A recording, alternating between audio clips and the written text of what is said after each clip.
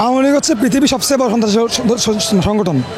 এদেরকে হচ্ছে আপনার বিচার না করে ওদেরকে পুনর্বাসন করা ঠিক হবে না। আমাদের জুলাই বিপ্লবের মাত্র 1 বছর হয়েছে, এখন 1.5 বছরও কমপ্লিট হয় নাই। তার মাঝে যদি আবার আওয়ামী লীগকে ফিরিয়ে আনার কথা বলে, তাও আবার আমাদের সরকার প্রধানের কাছ থেকে, যাদেরকে আমরা বিপ্লবের মাধ্যমে বসাইছি, এটা আসলে খুবই হতাশাজনক। 2 দিন পর পর একটা না একটা ইস্যু, একটা আন্দোলন লেগেই আছে। একটা শেষ হয়তো নতুনটা আসছে এবং সরকার এটাকে কোনো একটা নিয়মের অধীনে আনতে পারছে না। গণ অভ্যুত্থানটা আসলে যেভাবে হয়েছিল, মানুষ যেভাবে আকাঙ্ক্ষা করছিল, এটা আসলে আমরা ওই প্রতিফলটা আমরা পাইনি।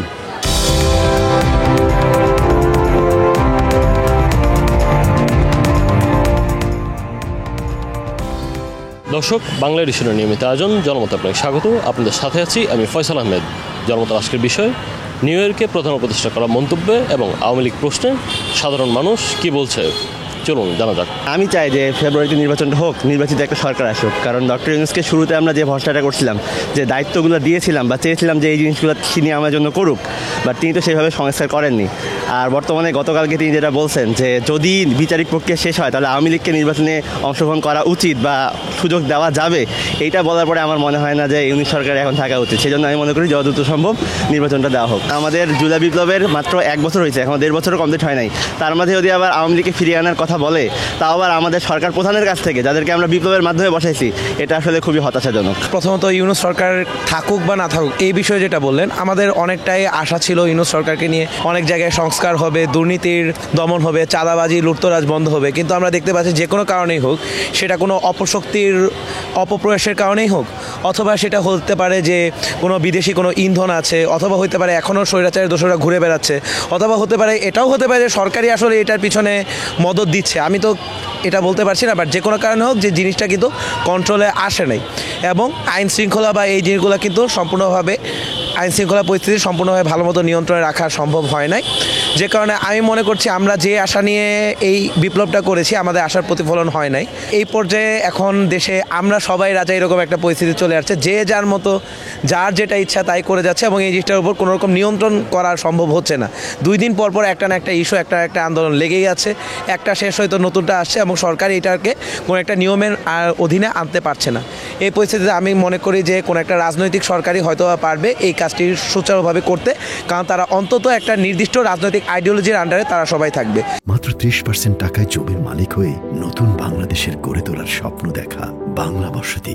গণ অভ্যুত্থানটা আসলে যেভাবে হয়েছিল, মানুষ যেভাবে আকাঙ্ক্ষা করছিল, এটা আসলে আমরা ওই প্রতিফলটা আমরা পাইনি বিধায় আরও বরঞ্চ এটার আরও বিপরীত গেছে। হ্যাঁ, এখন যে পর্যন্ত নির্বাচিত সরকার যে পর্যন্ত না আসবে, তখন আর দেশের আর স্থিতিশীল শান্তি আমার মনে হয় না। এখন আমাদের কোনো নিরাপত্তা নাই। আমরা যে জায়গায় যে আমাদের কোনো নিরাপত্তা নেই, ছেলে মেয়ে বাইরে বাইরে কোনো নিরাপত্তা নাই। আমি যে বেরিয়েছি আমারও কোনো নিরাপত্তা নেই। হ্যাঁ, এখন আসলে যে পর্যন্ত নির্বাচিত সরকার না হবে, সে পর্যন্ত মনে হয় আমাদের দেশে আর কি স্থিতিশীল আসতেছে না। এটাই আমার কথা।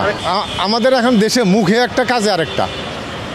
যেই আসুক, যেই সরকার ক্ষমতায় আসুক, তারা মুখে বলবে একটা, কিন্তু কার্যক্রম করবো আরেকটা। হ্যাঁ, উনি মুখে বলছে কিন্তু আসলে কার্যকরী কোনো কিছু করতে দিবে না। হ্যাঁ, একটা দল ক্ষমতায় হয়তো তার ব্যক্তিগত খারাপ করছে, কিন্তু দল হিসেবে তো কোনো খারাপ করে নেই। দল হিসেবে আমাদের দেশের জন্য সে অনেক কিছু করে গেছে এবং উন্নয়ন করে গেছে। যে তাকে আমার মনে হয় দলে তার কার্যক্রম করা দেওয়াটা উচিত। বর্তমানে উপদেষ্টা পরিষদের এক একজনের চিন্তাধারা এক এক রকম। আজকে এক মন্ত্রণালয়ের উপদেষ্টা একটা ডিসিশন নিচ্ছে, হঠাৎ করে পরের দিন অন্য মন্ত্রণালয় থেকে তার বিপরীতে একটা ডিসিশন আসছে। কারো মাঝে কোনো সমন্বয় নেই। রাজনৈতিক কোনো একটি সরকার আসলে আমি মনে করছি সেটা যেই সরকারই আসুক, সেটা বিএনপি হোক, জামাত হোক, এনসিপি হোক বা যে কোনো সরকার হোক, তার একটা নির্দিষ্ট আদর্শের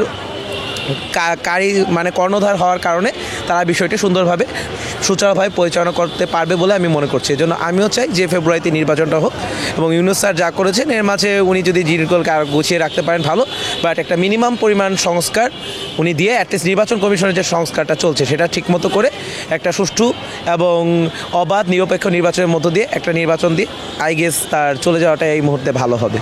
আমাদের নির্বাচিত সরকারদের যে ইতিহাস আমরা পিছনে দেখেছি, তাতে আমাদের আসলে যথেষ্ট আস্থার সংকট আছে যে নির্বাচিত সরকার আসলে এর চেয়ে ভালো কিছু করবে বা ভালো কিছু করতে পারবে। বরং ওনাকে সহযোগিতা করলে আমরা হয়তো ভালো কিছু পেতে পারতাম। তো এটুকু আমি মনে করি আর কি। তো নির্বাচিত সরকারের কাছে আমরা খুব বেশি ভালো কিছু পাবো এই আশা যেহেতু আমরা করতে পারি না এখনও পর্যন্ত, কারণ পিছনের ইতিহাস আমাদেরকে তাই বলে, আমরা এইটুকু বুঝি। তো তাতে আমরা ওনাকেই বোধহয় উনি একটু আরও দীর্ঘমেয়াদে থাকলে এবং ওনাকে যদি সবাই মিলে মানে রাজনৈতিক দলগুলো সহযোগিতা করে তাহলে বোধহয় দেশের জন্য ভালো হতো আর কি। এইটুকু আমাদের মধ্যে যদি ঐক্য না থাকে তাহলে যে কোনোভাবেই যে কোনো ইয়েতে যে কেউ ইয়ে করতে পারে, কামব্যাক করতে পারে, এটা স্বাভাবিক। এবং আওয়ামী লীগকে ছোটো করে দেখার কোনো সুযোগ নাই। হ্যাঁ, আওয়ামী লীগ একটা মানে সংগঠিত দল। হ্যাঁ, তারা তো দল হিসাবে এদেশ থেকে বেরোয় যায় না, সবাই হয়তো তাদের নেতৃত্বস্থানীয় কিছু লোকজন চলে গেছে, কিন্তু তাদের কর্মী, তাদের সমর্থক সবাই তো আছে এখানে। আমাদের আশা অনুযায়ী আসলে যে কয়দিন 9 মাস না 1 বছরের ওভার হয়ে গেছে, কিন্তু সে অনুপাতে আমরা ওনার থেকে যতটুকু আশা করেছিলাম যে সংস্কার হবে, বিচার হবে, কিন্তু যতটুকু আশা করছিলাম সে অনুপাতে এখনও সেরকম কিছু করতে পারে নাই। এবং আমাদের আশা যে আরও কিছুদিন উনি থেকে উনি সংস্কার, বিচার এগুলো কমপ্লিট করে তারপরে নির্বাচন দেয়। এখন দেশের যে পরিস্থিতি, এই অবস্থায় মনে হচ্ছে নির্বাচন দিলে ভালো হবে। কারণ নির্বাচিত সরকার না থাকাতে সব জায়গায় একটু বিশৃঙ্খলা সৃষ্টি হচ্ছে। কারণ নির্বাচিত গভর্নমেন্ট হলে তার প্রতিনিধি জায়গায় লোকাল এলাকায় থাকবে, সেখানে তাদের একটা শৃঙ্খলা থাকবে, যেটার কারণে বাংলাদেশের বর্তমান অবস্থা খুব ভালো না আর কি। ওভারঅল আমাদের যে প্রত্যাশা ছিল সেই প্রত্যাশা অনুযায়ী আসলে হয় নাই। এটা হয় না কারণ আছে, এই নিউজের দোষ দিয়ে লাভ নাই একা আসলে, কারণ আমরা তো জাতিগতভাবে আসলে সভ্য না, অনেস্টলি স্পিকিং। এই জন্য হচ্ছে কি এখানে ইউনিউজ ফ্যাক্ট না, আসলে ফ্যাক্ট হচ্ছে আমরা জনগণ আর কি। সেখানে যদি আপনাকে একেবারে গডকে আনিয়ে বসান বাংলাদেশে সময় লাগবে একজাক্টলি, এটা হচ্ছে মেন ব্যাপার। আর হচ্ছে আমরা হচ্ছে নির্বাচিত সরকার খুব দরকার এই মুহূর্তে, কারণ হচ্ছে যে অবস্থা ইউনিউ যদি এত থাকে তাও অবস্থা খুব বেশি পরিবর্তন হবে না, এটা হচ্ছে আমার মতামত আর কি।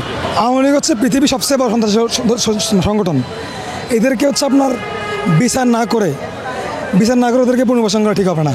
ওদেরকে মানে উপযুক্ত বিচার করার পরেই তারপরে যদি প্রয়োজন হয় তখন লাগলে ওদেরকে পুনর্বাসন করা হোক, কিন্তু আপাতত হচ্ছে এই অবস্থা ওদেরকে ফেরত আনা বা পুনর্বাসন করা বা নির্বাচনে অংশগ্রহণ করা, এটা আমি কোনো মতো একমত না। আশা করি আমার সাথে অনেকে একমত হবেন না। দর্শক, আজ এই পর্যন্তই। কাল শুনবো আপনার মত। দেখা হবে অন্য কোনো পথে, জানাবেন আপনার মতামত।